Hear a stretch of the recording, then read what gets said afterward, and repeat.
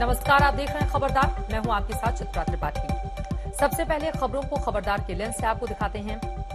आज हम आपको इजरायली दूतावास के पास हुए बम धमाके की इन्वेस्टिगेटिव रिपोर्टिंग दिखाएंगे। इस ब्लास्ट की जांच में एक बात अब पुख्ता हो चुकी है कि यह धमाका भले ही छोटा था, लेकिन इसके पीछे बड़ी साजिश थी, जिससे जुड़े पुख्ता सबूत हम आपके सामने पेश करने वाले हैं, जो इस धमाके के कनेक्शन ईरान से जोड़ते हैं। क्या है वो कनेक्शन, ये भी हम आपको आज खबरदार में बताएंगे। इसके बाद हम आपको ये भी बताने वाले हैं कि इजरायली दूतावास के बाहर हुआ धमाका शुक्रवार को ही क्यों हुआ। दरअसल कल ही भारत और इजरायल के बीच कूटनीतिक रिश्तों की 29वीं एनिवर्सरी थी। धमाके के लिए इस दिन को चुनने के पीछे आतंकी सोच को भी हम करने वाले हैं डिकोड, और आतंकवाद के खिलाफ भारत और इजरायल के साझा युद्ध का प्लान भी आपके साथ शेयर करेंगे।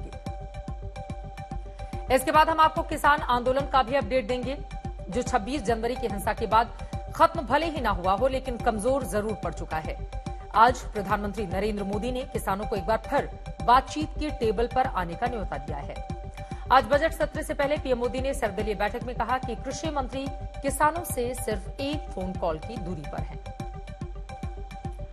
ये तमाम खबरें आप तक पहुंचाएंगे, लेकिन शुरुआत सबसे बड़ी खबर के साथ करेंगे। दिल्ली में इजरायली एम्बेसी के पास हुए ब्लास्ट, वो भले ही छोटा था, लेकिन ये ब्लास्ट एक बड़ी साजिश का हिस्सा है। और आज सबसे पहले हम इसी साजिश से देश को करने वाले हैं खबरदार। सबसे पहले आपको बता देते हैं कि बम धमाके की जांच में अभी तक जांच एजेंसियों को कौन कौन से अहम सबूत मिले हैं। फॉरेंसिक टीम की जांच में पता चला है कि ब्लास्ट में अमोनियम नाइट्रेट का इस्तेमाल किया गया था। दिल्ली पुलिस की क्राइम ब्रांच की टीम को मौके से इजरायली राजदूत के नाम एक धमकी भरा लेटर मिला है, जिसमें लिखा है, ये तो ट्रेलर है। शुरुआती जांच में पता चला है कि कोल्ड ड्रिंक कैन में विस्फोटक और बॉल बियरिंग्स को भरकर आईडी ब्लास्ट किया गया। पुलिस ने घटनास्थल के पास लगे सीसीटीवी कैमरों से 2 संदिग्ध लोगों की पहचान भी कर ली है। अब तक की जांच में मिले सबूत इस धमाके में किसी बड़ी साजिश की तरफ इशारा कर रहे हैं। इस साजिश को भी आज हम डिकोड करेंगे, लेकिन पहले आप सबूतों पर आधारित हमारी ये इन्वेस्टिगेटिव रिपोर्ट देखिए।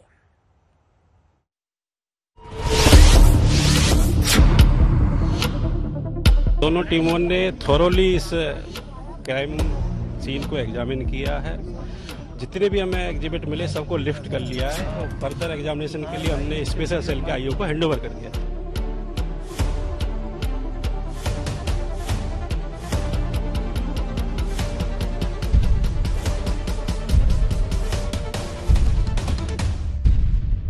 हम लोग केस रजिस्टर कर लिया है, स्पेशल सेल इन्वेस्टिगेट कर रहा है।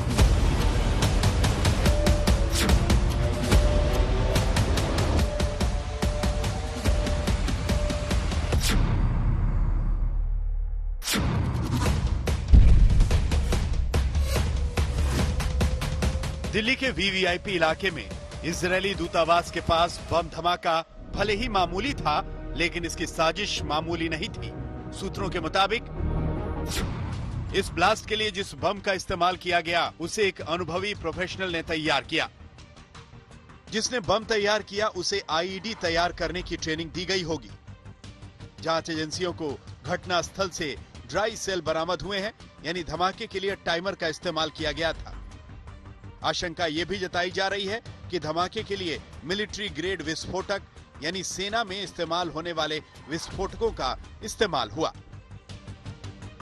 ये सारे सबूत इशारा करते हैं कि धमाके को किसी एजेंसी या प्रोफेशनल संस्था ने अंजाम दिया। एनएसजी के फॉरेंसिक एक्सपर्ट्स ने धमाके वाली जगह से बम के सैंपल लेकर जांच के लिए राष्ट्रीय बम डेटा सेंटर भेज दिया है। हम इस वक्त इजरायल एम्बेसी के ठीक बाहर हैं और आप देख सकते हैं दिल्ली पुलिस के अधिकारी यहां से तमाम चीजें लेकर के जा रहे हैं। जो वो सबूत हैं यहां से जो इकट्ठा किए गए हैं, ये पूरी किट है जो लेकर के आए थे, और यहां तमाम ऐसी चीजें कलेक्ट की गई हैं जो बेहद इंपॉर्टेंट हो सकती हैं इस पूरी जांच में। और ये जो दिल्ली पुलिस की क्राइम टीम है, उसके लोग आकर के यहाँ से कलेक्ट करके इसको ले जा रहे हैं, और एक एक चीज, एक एक सबूत यहाँ से इकट्ठा करने की कोशिश इसलिए की जा रही है ताकि इसको जांच में शामिल किया सके। आप देख सकते हैं ये पूरी टीम है जो आई हुई थी इजरायल एम्बेसी के ठीक बाहर, वो जांच कर रहे थे, और वो इसको अब लेकर के जा रहे हैं, जिससे जो मिले हुए अहम सबूत हैं, चाहे वो एक्सप्लोसिव के बारे में हो या फिर जो भी पेपर्स मिले हैं या जो भी और सबूत मिले हैं, उनको आगे जांच में शामिल किया। जैसे जैसे जांच आगे बढ़ रही है, इसके तार सोची समझी साजिश से जुड़ रहे हैं। इससे जांच एजेंसियों को शक है कि घटना को अंजाम देने वालों ने इस जगह की रेकी की थी, क्योंकि जिस जगह धमाका हुआ है उस जगह लगा सीसीटीवी काम नहीं कर रहा। आसपास के कुछ और सीसीटीवी भी खराब हैं। पर यह धमाका हुआ जिंदल हाउस के ठीक सामने फुटपाथ पर। जिंदल हाउस में कोई सीसीटीवी कैमरा नहीं लगा है, नंबर 1। नंबर 2, उसके ठीक बगल में जो सीसीटीवी कैमरा लगा है वो खराब है। इसलिए सूत्रों का यह दावा है कि बहुत मुमकिन है कि इस वारदात के पहले जो लोग इसमें शामिल हैं उन्होंने रेकी की गई हो, रेकी इस पूरे वारदात की है, तो उसके बाद इस तरह का धमाका हुआ। क्योंकि हमें जो अभी जानकारी मिली है उसके मुताबिक जो जिंदल के सामने, जो जिंदल हाउस के सामने यह धमाका हुआ है, हमें बताया गया कि वहां पर सीसीटीवी कैमरा नहीं लगा है। उसके ठीक वाला जो बंगलो है वहां पर सीसीटीवी खराब है। इसलिए यह दावा किया जा रहा है कि पूरे वारदात की और मौका वारदात की रेकी की गई है। फटे हुए बम के टुकड़े और सीसीटीवी फुटेज, ये वो अहम चीजें हैं जो इस धमाके की जांच की दिशा तय कर रहे हैं। सूत्रों के मुताबिक पुलिस को एक सीसीटीवी फुटेज से 2 लोग ब्लास्ट वाली जगह पर एक कैब से उतरते दिख रहे हैं। एक अन्य सीसीटीवी में दोनों संदिग्ध पैदल ही ब्लास्ट वाली जगह की तरफ जा रहे हैं। स्पेशल सेल ने उस कैब ड्राइवर को भी ढूंढ लिया है जिसने संदिग्धों का स्केच बनवाया है। पुलिस आसपास के लोगों से भी पूछताछ कर रही है। आज तक ने भी घटना स्थल के पास रहने वाले कुछ लोगों से बातचीत की। So at around 5 o'clock in the evening yesterday, we heard a very big sound, as if the whole world is, I don't know, I can't explain it. It was very loud. So panic set in. We were resting in our bedroom and we went up. I went running to the floor upstairs. And everybody thought that a cylinder has exploded within the house. We didn't know where the sound had come from. So then we went to the corner of the roof and I saw this lot of smoke coming out of this next door house, which is on the left of the Israel embassy, which is Jindal house. So we probably thought there was a cylinder explosion there or something. Then got to know that there was a bomb explosion. Israeli embassy के पास हुए इस धमाके को शुरुआत में Delhi police ने किसी की शरारत होने का शक जताया था, लेकिन अब 2 बातें एकदम क्लियर हो चुकी हैं। पहली बात ये कि ये ब्लास्ट आतंकी घटना है और दूसरी ये कि इस ब्लास्ट का निशाना इजरायली एम्बेसी थी। और ये बात इजरायली राजदूत ने साफ शब्दों में कह दी। Yes, as I said, that is our assumption as of now, and we refer to it as a terror attack against the Israeli embassy. Israeli दूतावास के पास हुए धमाके को जांच एजेंसियां हल्के में नहीं ले रही। क्या पता ये वाकई किसी बड़े आतंकी हमले से पहले एक छोटा सा ट्रेलर हो। गीता मोहन और शिवेन श्रीवास्तव के साथ अरविंद ओझा, दिल्ली, आज तक। अब आप ये तो समझ गए होंगे कि इजरायल दूतावास के बाहर हुआ बम ब्लास्ट किसी आतंकी साजिश का नतीजा था और इसका निशाना इजरायल का दूतावास ही था जिसके पास यह धमाका हुआ है। लेकिन इजरायल के दूतावास को कौन और क्यों निशाना बनाना चाहता है, इस सवाल से जुड़े कई सबूत जांच में सामने आए हैं जो इस धमाके में ईरान के हाथ होने का शक जताते हैं। इजरायल की खुफिया एजेंसी मोसाद ने भी इस धमाके को ईरान के इस्लामिक रिवोल्यूशनरी गार्ड कॉर्प्स रुकूत फोर्स की साजिश कहा है। और भारत में इजरायल के राजदूत ने शुक्रवार को हुए धमाके का कनेक्शन साल 2012 में हुए उस कार धमाके से जोड़ा है जिसमें इजरायली डिप्लोमेट की पत्नी घायल हो गई थी। शुक्रवार को हुए इस धमाके में ईरान वाले एंगल को डिकोड करती अब हमारी ये रिपोर्ट देखिए।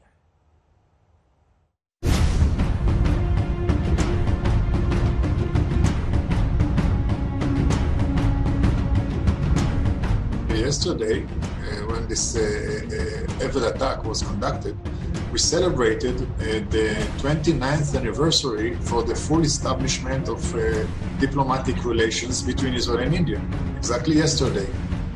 29 years of thriving and growing relations between Israel and India. We just celebrated yesterday, so it might not be a coincidence. ये धमाका वाकई संयोग नहीं था, बल्कि सोची समझी साजिश थी। लेकिन ये साजिश किसने रची, इसका सबूत भी जांच एजेंसियों को धमाके वाली जगह से मिला है। इसका कनेक्शन सीधे ईरान से जुड़ रहा है। पूरा अगर क्राइम सीन को आप एक तरीके से कोलैबोरेट करें तो आप ये पाएंगे कि धमाका होता है, वहां से लेटर मिलता है और उसमें धमकी भरा जो इजराइल के राजदूत हैं उनको बकायदा एड्रेस करते हुए लिखा गया है कि हम बदला लेंगे, हम ये अभी एक ट्रेलर है, तो ये संकेत है कि कहीं ना कहीं इसे आप आतंकी हमले के तौर पर जरूर देख सकती हैं, क्योंकि बदला लेने की बात कही गई है। आशंका जताई जा रही है कि यह धमाका सिर्फ इसलिए किया गया ताकि इजराइल को इस धमाके से धमकी दी जा सके। तो क्या वाकई सुलेमानी की मौत के बदले का ट्रेलर है इजरायली दूतावास के बाहर हुआ धमाका? 3 जनवरी 2020 को अमेरिका ने ड्रोन हमले के जरिए ईरान के टॉप कमांडर कासिम सुलेमानी की बगदाद अंतर्राष्ट्रीय हवाई अड्डे पर निशाना बनाकर हत्या कर दी थी।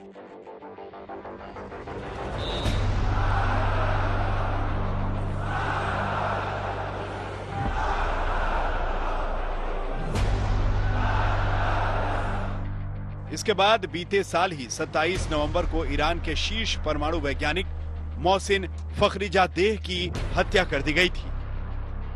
उनकी हत्या तेहरान में एक सैटेलाइट नियंत्रित हथियार के जरिए की गई।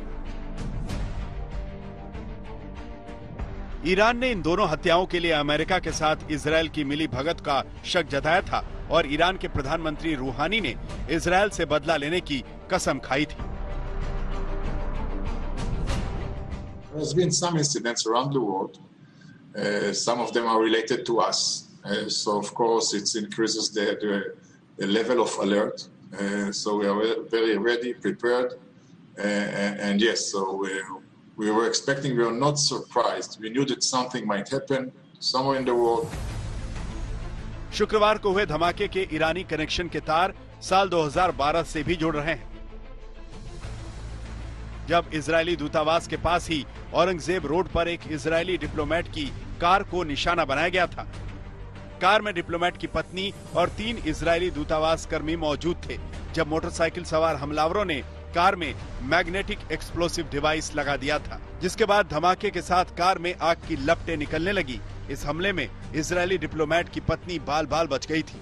इजरायल ने तब ईरान पर यह हमला करने का आरोप लगाया था। शुक्रवार को हुए ब्लास्ट को लेकर भारत में इजरायल के राजदूत ने भी आशंका जताई है कि इसके तार 2012 से जुड़े हो सकते हैं। We know that we are a target for our enemies, so we are very well prepared. Always alert.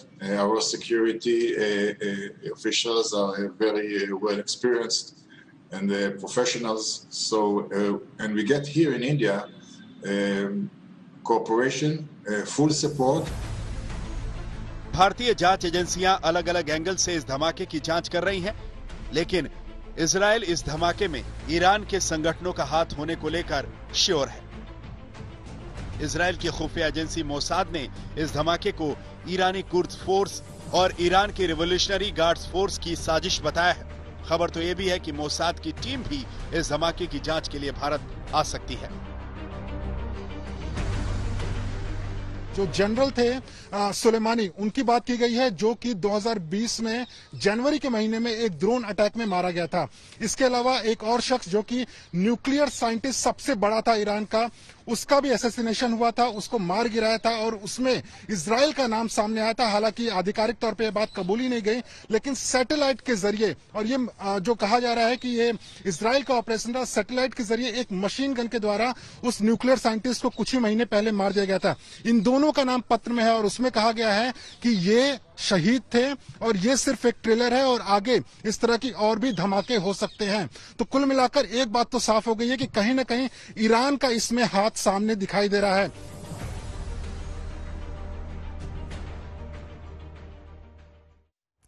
Delhi police के स्पेशल सेल धमाके में ईरानी कनेक्शन की पड़ताल के सिलसिले में दिल्ली में रह रहे कुछ संदिग्ध ईरानी नागरिकों से पूछताछ कर रही है और उन ईरानियों के बारे में भी पता कर रही है जिनके वीजा खत्म हो चुके हैं।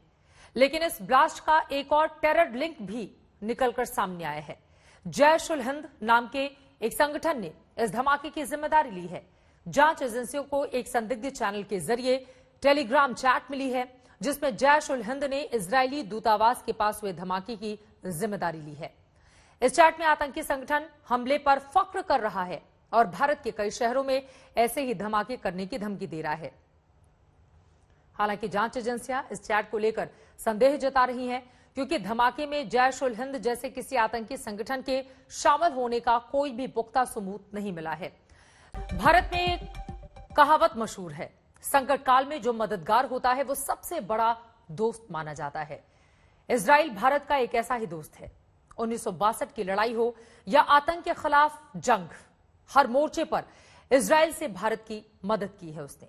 प्रधानमंत्री नरेंद्र मोदी की इजराइल नीति से इस दोस्ती में नई ऊर्जा और ताकत मिली है। भारत और इजराइल के संबंध नई ऊंचाई तक पहुंचे हैं। यही वजह है कि कल जब इजरायली दूतावास के बाहर धमाका हुआ तो दोनों देशों ने तुरंत इस हमले को मिलकर लड़ने की बात कही। इस रिपोर्ट में आप ये देख सकेंगे कि इजराइल ने भारत से कैसे सच्ची दोस्ती निभाई है।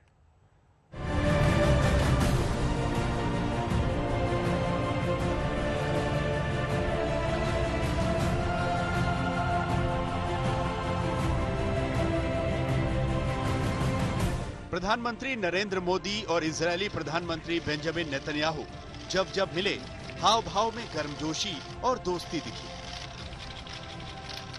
2017 की इस मुलाकात को दोनों देशों के बीच नए अध्याय की शुरुआत की सबसे बोलती तस्वीर माना जाता है।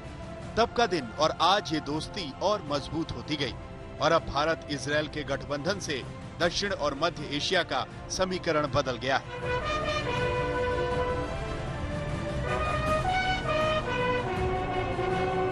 प्रधानमंत्री नरेंद्र मोदी की इजरायली नीति 72 साल की हिचक तोड़ने वाला फैसला रहा है। अब दोनों देशों के नेता मौजूदा रिश्तों की मजबूती के बारे में कभी भी छिपाते नहीं। दोस्ती हो या डील, सब कुछ खुल्लम खुल्ला है। सामरिक महत्व की डिफेंस डील की बात करें या फिर आतंक के खिलाफ लड़ाई, इजरायल और भारत एक खेमे में खड़े हैं। इस दोस्ती से पाकिस्तान को साफ सूंघ गया है। That we are a target for our enemies, so we are very well prepared, always alert. Our security officials are very well experienced and professionals. So, and we get here in India cooperation, full support. So, and we trust, of course, our counterparts here in India. To provide us all the help and of course the protection that we need, so we feel quite safe here in India. Israel से सैन्य उपकरण की खरीद तो सालों से होती रही है, लेकिन प्रधानमंत्री नरेंद्र मोदी के पहले कार्यकाल के बाद इसमें तेजी आई। पिछले 6 साल में इजरायल से laser guided bomb, anti missile defence system, spike anti tank guided missile, टोह और हमला करने वाला हेरोन टीपी लड़ाकू drone, electronic warfare system, fighter plane के लिए गोला बारूद, स्पाइस 2000 बम, नौसेना को एंटी बैलिस्टिक मिसाइल और इसके साथ साथ Bharat Negev light machine gun खरीद रहा है। यानी दोनों देशों के बीच सैन्य कारोबार और आतंक के खिलाफ साझा मुहिम का भविष्य काफी चमकदार दिख रहा है। भारत ने बालाकोट सर्जिकल स्ट्राइक में जब स्पाइस 2000 बम का इस्तेमाल कर आतंकी शिविर को ध्वस्त किया, तब इजरायल ने आतंकवाद के खिलाफ भारत के इस एक्शन को जायज ठहराया। दुनिया ने भारत के पक्ष में आवाज बुलंद की। हाल के दिनों में भारत और इजरायल के बीच सामरिक और राजनयिक संबंध तेजी के साथ आगे बढ़े हैं, क्योंकि दोनों देशों का दुश्मन एक है और वो है आतंकवाद। फिर बात चाहे बालाकोट एयर स्ट्राइक के दौरान आतंकी ठिकानों को निशाना बनाने के लिए स्पाइक 2000 मिसाइल की बात की जाए जो इजरायल से आई, और उसके अलावा ड्रोन और दूसरे कई ऐसे हथियार हैं जो भारत इजरायल से खरीद रहा है, क्योंकि दोनों ही देश इस वक्त आतंकवाद के खिलाफ मिलकर लड़ाई लड़ना चाहते हैं। पाकिस्तान आतंकियों की घुसपैठ का कोई मौका नहीं छोड़ता। ऐसे में 3323 किलोमीटर की जमीनी सीमा की निगरानी बड़ी चुनौती है। इजरायल ने यहाँ भी हमारी मदद की। न सिर्फ सीमा पर बाड़ लगाने से संबंधित खास तकनीकी को भारत से साझा किया, बल्कि सीमा पर निगरानी रखने के लिए इजरायल ने भारत को हेरोन टीपी लड़ाकू ड्रोन दिए हैं। इजरायल बड़े पैमाने पर हिंदुस्तान के साथ टेररिज्म और काउंटर टेररिज्म में जुड़ा हुआ है। वो हमको हर प्रकार की टाइमली इनपुट्स दे रहा है, इंटेलिजेंस शेयरिंग करता है। उसकी जो इंटेलिजेंस एजेंसी मोसाद है, वो चप्पे चप्पे पे दुनिया में क्या हो रहा है, खालिस्तानी क्या कर रहे हैं, पाकिस्तानी टेररिस्ट क्या कर रहे हैं, उसके ऊपर नजर रखता है और समय समय पर एन मौके पर वो खबर जो है इनपुट हिंदुस्तान को देता है।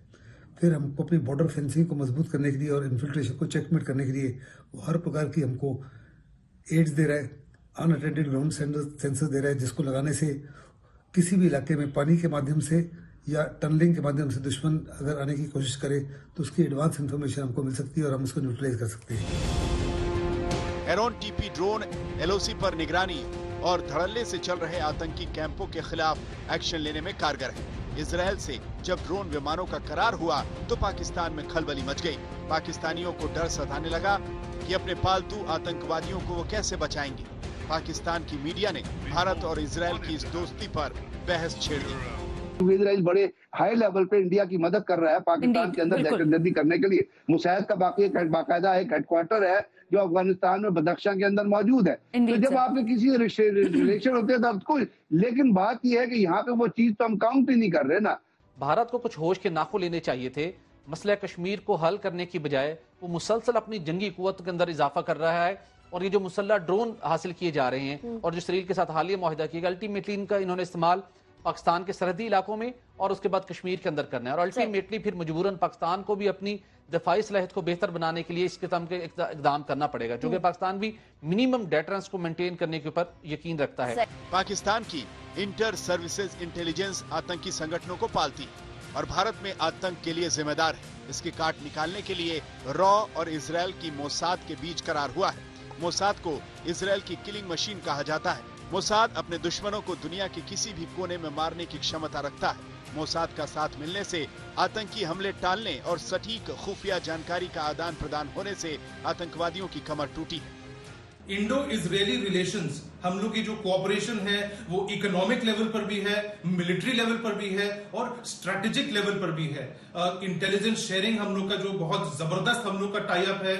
मोसाद हो गया, इजरायली इंटेलिजेंस सर्विस और इंडियन इंटेलिजेंस सर्विसेज, हम लोग आपस में एंटी टेररिज्म, एंटी रेडिकलाइजेशन, इन सब पे हम लोग की कोऑपरेशन बनी रहती है। और रही बात मिलिट्री इक्विपमेंट, अगर हम लोग अपने यूएवीज देखें, जो यूएवीज जिससे हम लोग पूरा सर्वेलेंस करते हैं, तो हमारे पास हेरॉन यूएवी जो है वो पूरा इजरायल से ही हम लोग को मिला हुआ है। साथ ही साथ अगर हम डिफेंस इक्विपमेंट देखें तो रशिया के बाद सबसे ज्यादा जहां से हम लोग डिफेंस इक्विपमेंट को प्रोक्योरमेंट कर रहे हैं वो इजरायल से ही है।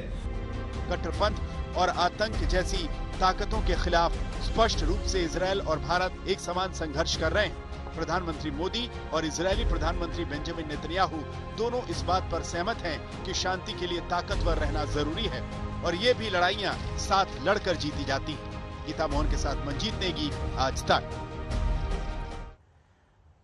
तो आतंक के खिलाफ जंग में हम साथ साथ हैं। आगे बढ़ते हुए चलिए अब बात किसान आंदोलन की करेंगे। संसद में बजट सत्र को लेकर हुई सर्वदलीय बैठक के दौरान पीएम मोदी ने किसान आंदोलन को लेकर बड़ा बयान दिया है। पीएम ने कहा कि किसान और सरकार के बीच बातचीत का रास्ता हमेशा खुला है। किसान और सरकार के बीच बस एक फोन कॉल का फासला है। हालांकि इस ऑफर के बीच किसान अपने रुख पर कायम है। किसानों का जवाब है कि सरकार तीनों कृषि कानून वापस ले, जिससे किसानों की घर वापसी हो सके।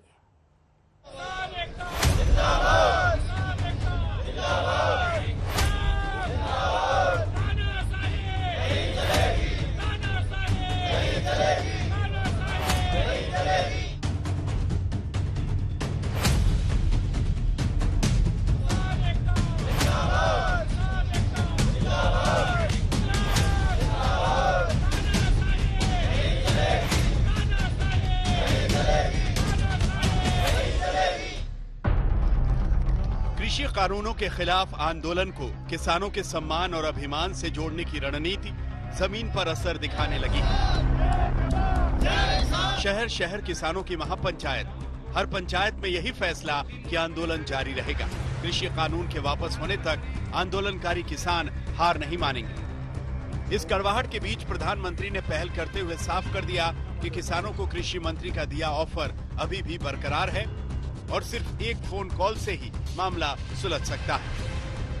नरेंद्र सिंह जी ने सभी किसान आंदोलन से जुड़े लोगों की मीटिंग में कहा कि हम लोग आज समझौते पर नहीं आ पा रहे हैं। हमारी तरफ से ये प्रस्ताव आपको हम दे रहे हैं, आप जाकर के चिंतन मनन कीजिए और मैं एक फोन कॉल पर दूरी पर हूं। आप जब भी मन बना लें, मैं कुछ ही घंटों में आपके साथ मिलने का कार्यक्रम और स्थान तय कर लूंगा। भारत सरकार का वो प्रस्ताव आज भी वैसे का वैसा खड़ा है। आप आइए, एक फोन कॉल कीजिए, बात आगे बढ़ेगी। 26 जनवरी के हंगामे के बाद आंदोलन खत्म कराने के लिए पीएम मोदी ने ये नई पहल की है। माना जा रहा था कि किसान संगठन और सरकार के बीच खाई इतनी चौड़ी हो गई है कि उसे भरने के लिए अब वार्ता मुश्किल है, लेकिन अब पीएम का ताजा तरीन ऑफर इस आशंका को खत्म करने का काम कर सकता है। माननीय प्रधानमंत्री जी ने अंत में दिशा निर्देश देते हुए ये कहा है कि जो डिस्कशन के लिए, नेगोशिएशन के लिए 22nd, 23rd को हमारा एग्रीकल्चरल मिनिस्टर श्री नरेंद्र सिंह तोमर जी ने जो उन्होंने ऑफर किया था, हम डिस्कशन के लिए तैयार है। अगर आप डिस्कशन फर्दर कंटिन्यू चाहते हैं तो मैं एक फोन कॉल पे अवेलेबल हूं। जो स्टेटमेंट जो उनको कम्युनिकेट किया गया था, दैट स्टिल स्टैंड्स गुड। सरकार बातचीत करने के लिए तैयार है। प्रधानमंत्री जब सर्वदलीय बैठक में किसानों को ऑफर दे रहे थे, उस वक्त आंदोलनकारी किसानों का खेमा बापू के रंग में रंगा था।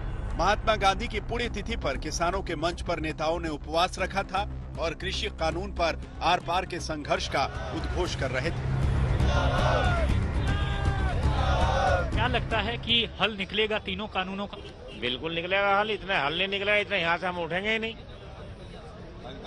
जाने का सवाल ही नहीं, ऐसे नहीं बगैर समाधान के ये घर वापसी नहीं है। तीनों कानून वापसी, एमएसपी पे कानून। किसान अपने रुख पर कायम है और सरकार अपने फॉर्मूले पर। प्रधानमंत्री जिस ऑफर की बात कर रहे हैं, उसके तहत कृषि कानून को 1.5 साल तक सस्पेंड रखने का प्रस्ताव है। हालांकि किसान इसे पहले ही खारिज कर चुके हैं। किसानों की मांग है कि निलंबन नहीं, बल्कि संपूर्ण रोल बैक से ही रास्ता निकलेगा। अब बीच का रास्ता कैसे निकलेगा, ये अपने आप में बड़ा सवाल है, लेकिन इस वक्त की बड़ी खबर इसी से जुड़ी हुई सामने आ रही है। संयुक्त किसान मोर्चा की ओर से बयान जारी किया गया है, जिसमें प्रधानमंत्री नरेंद्र मोदी के बातचीत वाले प्रस्ताव पर अपनी प्रतिक्रिया दी है। संयुक्त किसान मोर्चा ने कहा है कि उनकी ओर से बातचीत के दरवाजे खुले हैं और उन्होंने इसे बंद नहीं किया है। वो खुद सरकार से बात करने के लिए दिल्ली के बॉर्डर तक आए हैं। हालांकि संयुक्त किसान मोर्चा ने सरकार से मांग की है कि वो तीनों नए कृषि कानूनों को रद्द करे और एमएसपी पर कानूनी गारंटी दे।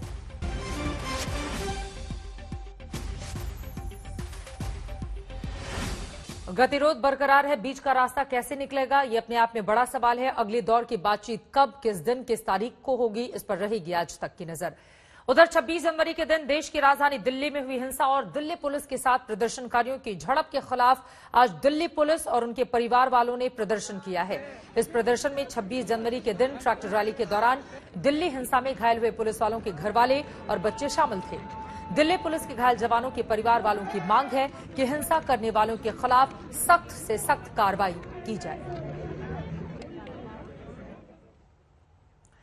उधर किसानों के समर्थन में आज महागठबंधन ने बिहार में मानव श्रृंखला बनाई। आरजेडी नेता तेजस्वी यादव के नेतृत्व में कांग्रेस और वामपंथी दलों ने पटना में बुद्ध स्मृति पार्क के सामने ये मानव श्रृंखला बनाकर किसान आंदोलन के समर्थन में अपनी आवाज उठाई।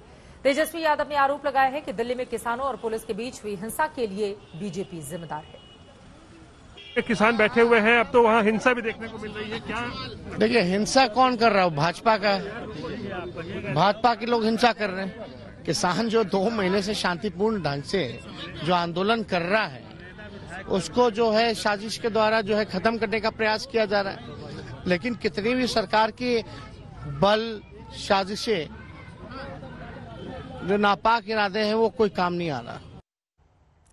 उधर पटना पहुंचे झारखंड के कृषि मंत्री बादल पत्रलेख भी आंदोलनकारी किसानों के साथ खड़े हैं। उन्होंने आज तक से खास बातचीत की है, सुनिए। केंद्र सरकार को आगाह करना चाहते हैं कि अभी भी समय है, आप अपने तुगलकी फरमान को वापस लें, किसानों के हित के बारे में सोचें।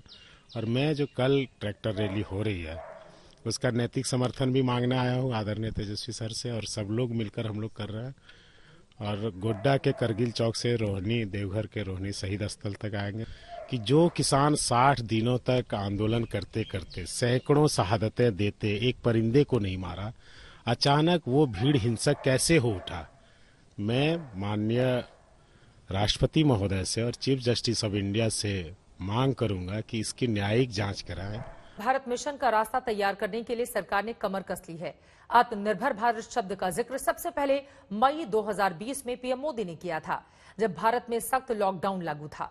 अब इस बजट में सरकार कैसे आगे बढ़ेगी, ये आत्मनिर्भर भारत की सबसे बड़ी चुनौती है। The recent success of our scientists and technicians in developing 2 COVID vaccines is a matter of achievement for the Atmanirbhar Bharat Abhiyan, which is driven by the spirit of global well-being.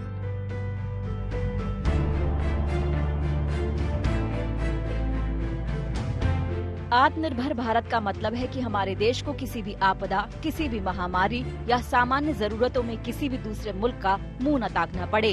इसकी सबसे ताज़ा और आसान और कहा जाए तो सबसे बड़ी मिसाल है कोरोना वैक्सीन निर्माण। भारत ने अपने दम पर कोरोना की 1 से ज्यादा वैक्सीन को विकसित किया और 16 जनवरी से देश में दुनिया का सबसे बड़ा टीकाकरण कार्यक्रम शुरू हो चुका है। साथियों, इतिहास में इस प्रकार का और इतने बड़े स्तर का टीकाकरण अभियान पहले कभी नहीं चलाया गया है। ये अभियान कितना बड़ा है, इसका अंदाज आप सिर्फ पहले चरण से ही लगा सकते हैं। दुनिया के 100 से भी ज्यादा ऐसे देश हैं जिनकी संख्या 3 करोड़ से कम है, और भारत वैक्सीनेशन के अपने पहले चरण में ही 3 करोड़ लोगों का टीकाकरण कर रहा है। ये वैक्सीन केवल भारत तक ही सीमित नहीं है और दुनिया के कई देशों में इसका निर्यात भी शुरू हो गया है। ये है आत्मनिर्भर भारत मिशन की सबसे बड़ी सफलता। लेकिन ये केवल एक शुरुआत भर है। ये भरोसा भी है कि भारत जो ठान ले वो करके दिखा सकता है, लेकिन चुनौती इसके बाद से शुरू हो जाती है। दरअसल भारत के ये आत्मनिर्भर बनने की कहानी चीन को चुनौती देने के साथ शुरू होती है। गलवान घाटी में चीन का दुस्साहस और उसके सामानों के बहिष्कार ने इस मिशन को एक देशव्यापी आंदोलन बना दिया है। लेकिन समस्या ये है कि भारत के कई सेक्टर्स अपनी जरूरत के लिए चीन पर निर्भर हैं। इनमें सबसे पहला नाम आता है मोबाइल मैन्युफैक्चरिंग का। भारत सरकार ने भी सबसे पहले इसी सेक्टर को आत्मनिर्भर बनाने की ठान ली है। आत्मनिर्भर भारत अभियान के तहत देश को मैन्युफैक्चरिंग हब बनाया जा रहा है। मोबाइल मैन्युफैक्चरिंग के मामले में भारत दुनिया का दूसरा सबसे बड़ा देश बन गया है। 2014 में देश में मोबाइल मैन्युफैक्चरिंग की केवल 2 फैक्ट्रियां थी, वहीं अब इनकी संख्या 268 पर पहुंच गई है। इसकी रफ्तार बढ़ाने के मकसद से ही प्रोडक्शन लिंक्ड इंसेंटिव स्कीम यानी PLI शुरू की गई है। इसका असर भी दिखना शुरू हो गया है और कई दिग्गज MNCs ने भारत में आकर प्लांट शुरू करने के लिए आवेदन किया है। योजना के तहत भारत में मोबाइल और इससे जुड़े उपकरण बनाने वाली कंपनियों का कारोबार अगले 5 साल में 10 लाख करोड़ पर पहुंचने की उम्मीद है। इनमें से 70% को निर्यात लक्ष्य के तहत रखा गया है। इस स्कीम के तहत सरकार कंपनियों को उनके उत्पादन के 4 से 6% के करीब इंसेंटिव देगी। मोबाइल, स्मार्टफोन के अलावा देश को लैपटॉप, मशीन टू मशीन उपकरण, इंटरनेट आधारित उपकरणों का बड़ा मैन्युफैक्चरिंग हब बनाने की तैयारी भी चल रही है। PLI स्कीम का मकसद है कि मेक इन इंडिया और आत्मनिर्भर भारत मुहिम को बढ़ावा देना, लेकिन ये कदम आत्मनिर्भर भारत को बनाने के लिए काफी नहीं है।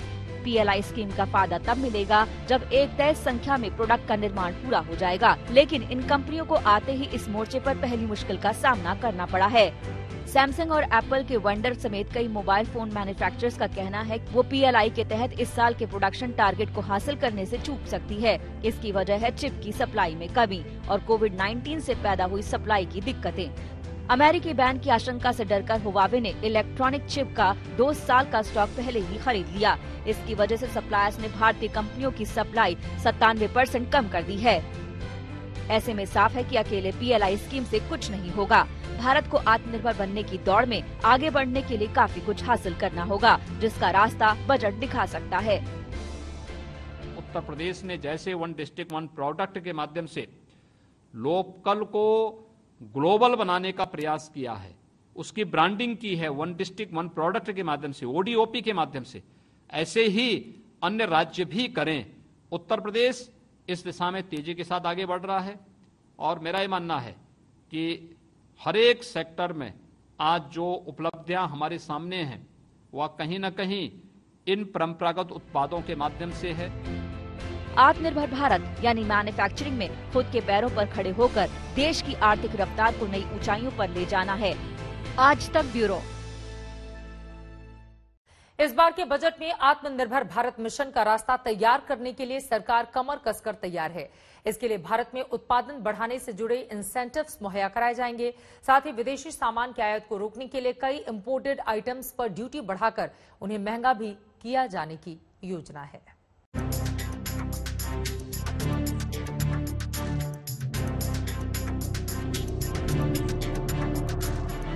आत्मनिर्भर भारत को बढ़ावा देने के लिए सरकार इस बार के बजट में कई कदम उठा सकती है। इसके लिए ऐसे रास्ते तैयार किए जाएंगे जिससे देश में मैन्युफैक्चरिंग को बढ़ावा मिले।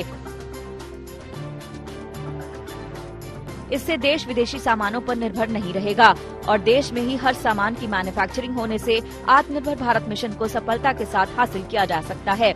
इसके लिए सरकार कई सामानों का आयात महंगा करने जा रही है। बजट में इंपोर्टेड स्मार्टफोन, इलेक्ट्रॉनिक कंपोनेंट और अप्लायंसेस पर ड्यूटी बढ़ाने का ऐलान हो सकता है। सरकार कम से कम 50 चीजों पर इंपोर्ट ड्यूटी बढ़ाने पर विचार कर रही है। इनमें 5% से 10% तक की बढ़ोतरी हो सकती है। इन पर इंपोर्ट ड्यूटी बढ़ाने की एक वजह सरकार की कोरोना के चलते रेवेन्यू में हुई कमी भी है। इंपोर्ट ड्यूटी बढ़ाकर सरकार 20 से 21 हजार करोड़ रुपए का इंतजाम कर सकती है। बजट में जिन चीजों पर ड्यूटी बढ़ सकती है उनमें fridge, AC, furniture, electric vehicle शामिल हैं। कोरोना काल में कड़े इम्तिहान से गुजरने वाले हेल्थ केयर सेक्टर के खास हिस्से फार्मा सेक्टर को भी आत्मनिर्भर बनाने के लिए बजट में कई ऐलान किए जा सकते हैं। भारत का फार्मा सेक्टर करीब $40 अरब का है। 2024 तक ये $100 अरब तक पहुंच सकता है। 2025 तक भारत को $5 ट्रिलियन अर्थव्यवस्था बनाने के पीएम के लक्ष्य को हासिल करने में ये बड़ा रोल निभा सकता है। भारत की फार्मा इंडस्ट्री दुनिया में तीसरी सबसे बड़ी है, लेकिन दुनिया के दवा एक्सपोर्ट में इसका हिस्सा केवल 3.5% है। सबसे पहले जिन 3 सेक्टर्स को PLI स्कीम के दायरे में लाया गया था उनमें फार्मा सेक्टर भी शुमार है। ऐसे में उम्मीद की जा सकती है कि बजट में सरकार फार्मा सेक्टर को आत्मनिर्भर बनाने के लिए कई बड़े ऐलान करेगी, जिससे देश के हेल्थ केयर सिस्टम की सेहत को सुधारने के साथ ही अर्थव्यवस्था में इसके योगदान को बढ़ावा दिया जा सकेगा। इसके बाद बात उस सबसे बड़े सेक्टर की जिसने इस आत्मनिर्भर भारत की जरूरत को शिद्दत से महसूस कराया है, जिसकी कारस्तानियों की वजह से भारत को लगने लगा कि क्यों आत्मनिर्भर बने बगैर न तो आर्थिक सुरक्षा हासिल हो सकती है, न ही सीमाओं की रक्षा करना आसान होगा। गलवान घाटी में चीन की घुसपैठ के बाद भारत के रक्षा क्षेत्र को भी आत्मनिर्भर होना जरूरी है। सेनाध्यक्ष MM नरवणे का भी मानना है कि आज रक्षा क्षेत्र में आत्मनिर्भरता एक रणनीतिक जरूरत बन गई है। जनरल नरवणे के मुताबिक निजी उद्योग हमें बड़े रक्षा प्लेटफॉर्म उपलब्ध करा रहे हैं, जिसमें आर्टिलरी गन, रडार, बड़ी संख्या में हथियार और उपकरण शामिल हैं। आत्मनिर्भर भारत देश को सभी क्षेत्रों में खुद पर निर्भर रहने और ग्लोबल अर्थव्यवस्था में मुख्य खिलाड़ी बनने में समर्थ बनाएगा। भारत सरकार का लक्ष्य 2025 तक डिफेंस इंडस्ट्री का आकार बढ़ाकर $26 अरब करने का है। इसके साथ ही सरकार 2025 तक $5 अरब के रक्षा से जुड़े साजो सामान को निर्यात करने का भी टारगेट बना चुकी है। DRDO के मुखिया का भी दावा है कि अगले 4 से 5 साल में भारत से डिफेंस एक्सपोर्ट में जबरदस्त तेजी आ सकती है। सच्ची आजादी हमारे लिए वही होगी जिस दिन भारत पूरी तरह से एक आत्मनिर्भर राष्ट्र बन जाएगा। इसलिए भारत को पूरी तरह से आत्मनिर्भर बनाने के लिए हम सबको आज संकल्प लेने की आवश्यकता है। The type of support which is coming from the government for export, which we have seen recently, the government has cleared the export of Akash missiles to various countries. The industries here should be able to export the systems to various countries. So, I am sure that in the next 4-5 years later, this country will have lots of indigenous content in the armed forces and will be seeing a tremendous amount of increase in the exports. यानी कुल मिलाकर आत्मनिर्भर भारत का सारा जोर manufacturing पर है। जो सामान भारत में नहीं बनता उसे यहीं बनाकर किसी और देश के भरोसे न बैठना ही आत्मनिर्भर भारत मिशन है। इसके साथ ही इसका मकसद भारत की बड़ी आबादी को रोजगार मुहैया कराने और आमदनी बढ़ाने का भी है। इन्हीं सब योजनाओं के लिए इस बार का बजट खास हो जाता है, क्योंकि इस योजना की आगे की राह बजट में ही दिखाई देने